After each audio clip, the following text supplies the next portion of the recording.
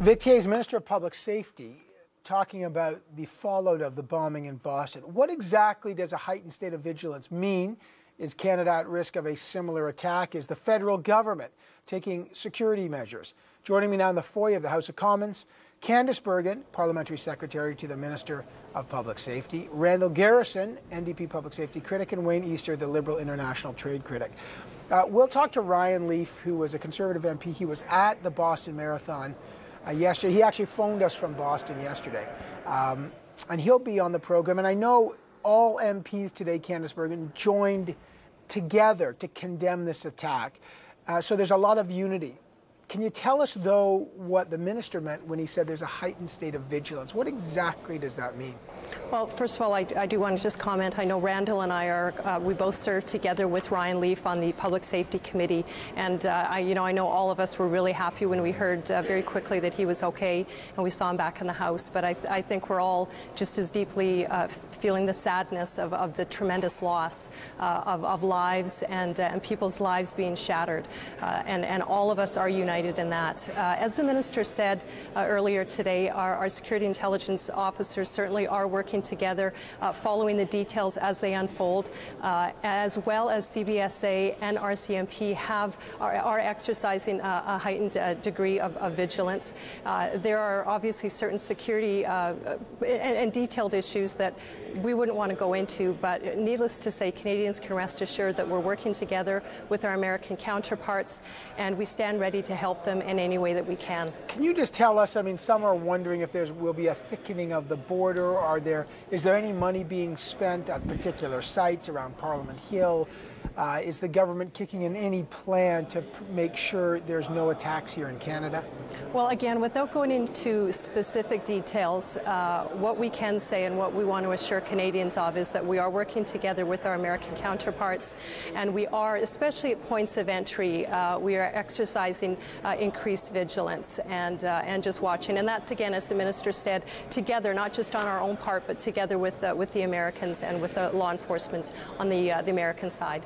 Candice Bergen, Randall Garrison, Wayne Easter, you're all three standing by. I want to go live if we can. Just stand by. We're literally minutes away from a press conference in Boston where the governor of Massachusetts, Deval Patrick, will be holding a press conference alongside Special Agent in charge of the FBI's Boston office, Richard Delorier, and Police Commissioner Ed Davis. You've seen him a lot. They're about to make a press conference. I'm going to ask the MPs to stand by while we go live to Boston to hear the latest.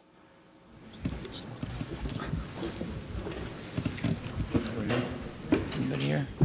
We're at the press conference, just waiting to start there, and you see Deval Patrick. Good afternoon, everyone. Thank you for coming.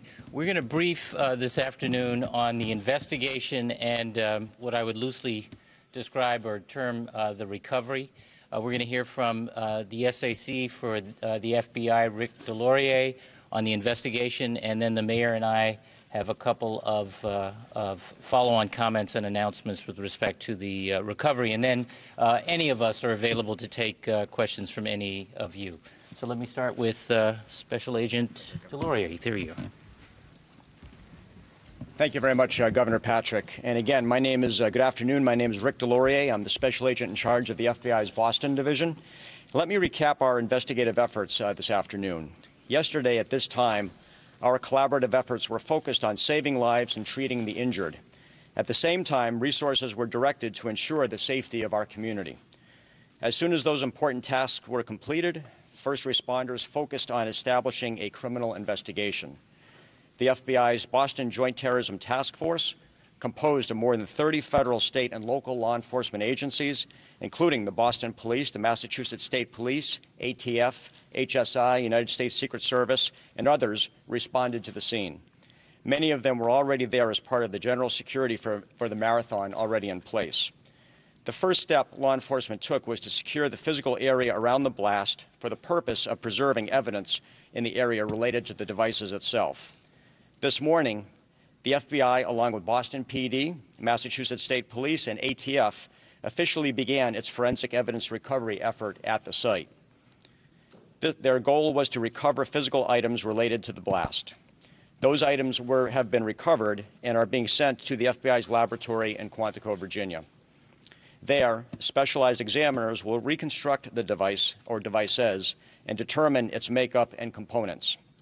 Among items partially recovered are pieces of black nylon, which could be from a backpack, and what appear to be fragments of BBs and nails, possibly contained in a pressure cooker device.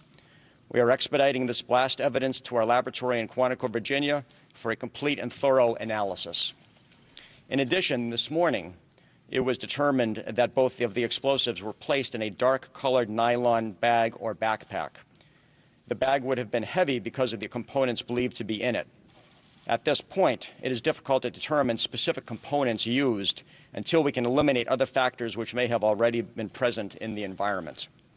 In fact, we won't know with some certainty until the laboratory completes its final review. Away from the scene, yesterday afternoon, the JTTF began its investigation. Immediately after the bombing, the FBI initiated a command post. Those assigned to the JTTF, intelligence analysts and other personnel from every state, local, and federal government agency associated with the JTTF, and many others on their own, including Boston PD and Mass State Police. More than 1,000 law enforcement officers across many agencies have been assigned to this investigation via the command post. They began canvassing sources, reviewing government and public source databases, and conducting interviews with eyewitnesses and others to determine who is responsible for this crime. We are doing this methodically, carefully, yet with a sense of urgency. All across the nation and around the world, the force of the United States is working hard to locate those responsible. Already, the FBI has received more than 2,000 tips as of noon today, many of which have already been reviewed, analyzed, and vetted. We will continue to work around the clock tirelessly, side by side with our partners, to continue to investigate and act on these leads. Regarding who might be suspected of this event, the investigation is in its infancy. As law enforcement, it is our responsibility to thoroughly review each and every piece of evidence. Some of our activity you may see, some of it you won't. But rest assured, we are working hard to get the answers. At this time, there are no claims of responsibility. The range of suspects and motives remains wide open. Importantly, the person who did this is someone's friend, neighbor, coworker, or relative.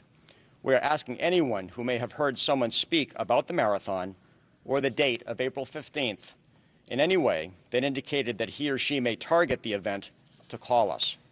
Someone knows who did this. Cooperation from the community will play a crucial role in this investigation.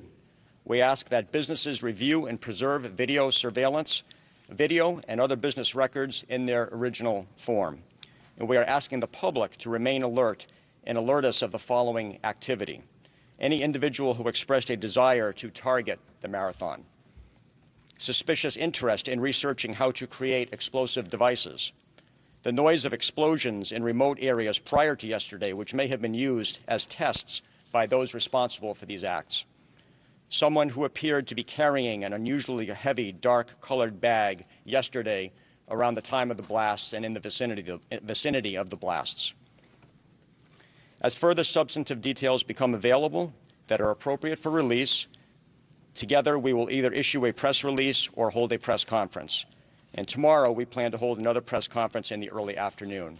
Thank you very much. And I want to thank the public for their tremendous support in this investigation. It is crucial to our ultimate success, and I thank the residents of the City of Boston, the citizens of the Commonwealth of Massachusetts, for this information that has been provided to us. I also want to thank the Westin Hotel here for their services in allowing us to use their facility. We are very grateful for that. Thank you very much. Thank you, Rick. Mr. Mayor? Thank you, Governor. Thank you all for being here once again this afternoon. As the investigation continues and more victims are being identified, in true Boston fashion, we are receiving many offers of help and assistance. And just earlier today, Senator Warren and I visited several of the victims of this tragedy. Your heart goes out to them and their families during this very difficult time.